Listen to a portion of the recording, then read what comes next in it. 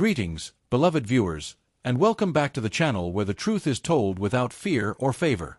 If you haven't already, please hit that subscribe button, give this video a thumbs up, and turn on the notification bell so you never miss any of our timely updates.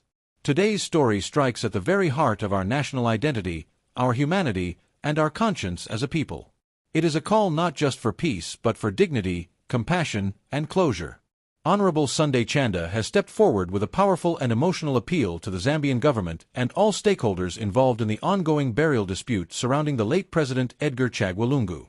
His message is simple, yet deeply profound: let President Lungu be laid to rest. This is not just a call for a physical burial, it is a cry from the soul of a nation longing to move from pain to peace, from uncertainty to unity. Since the death of the sixth Republican president, Zambia has been gripped by an air of tension, confusion, and unnecessary legal entanglements. What was meant to be a moment of national mourning has turned into a prolonged season of political maneuvering, with court battles, state interventions, and an uncomfortable standoff between the government and the Lungu family. The people of Zambia have watched in disbelief as what should have been a dignified farewell to a former head of state has turned into a national spectacle of delays and denials. Chanda, with the composure and firmness of a true statesman, has now said what many have been afraid to utter publicly: enough is enough. The late president deserves a dignified resting place, not another week of wrangling over who has the right to decide his final destination.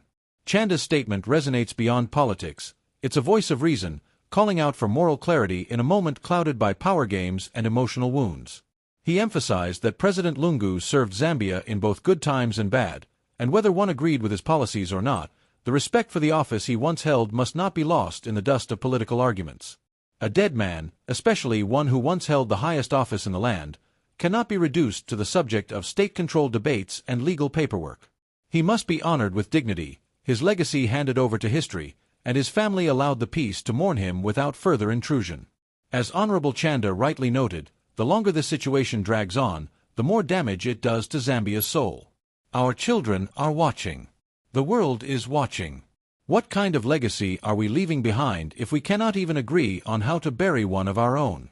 Chanda's appeal to the government is not one of defiance, but of wisdom. Let politics pause, if only for a moment. Let common sense and human decency prevail. The late President Lungu was a father, a husband, a friend, and a leader.